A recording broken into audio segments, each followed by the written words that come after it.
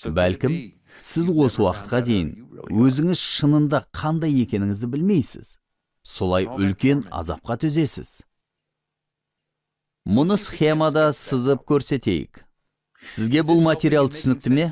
Бәрі анық па? Мұнда орын қалдырылған. Өзіңіз осы схеманы салғаныңызды қалаймын. Басынан бастайық.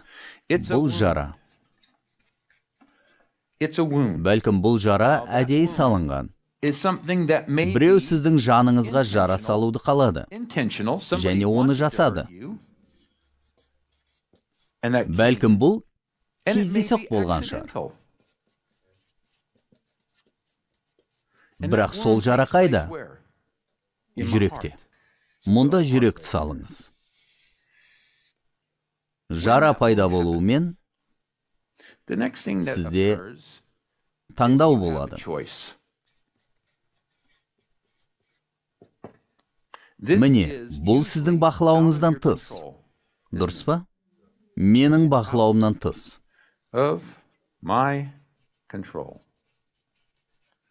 Бірақ таңдау 100% менің бақылауымда.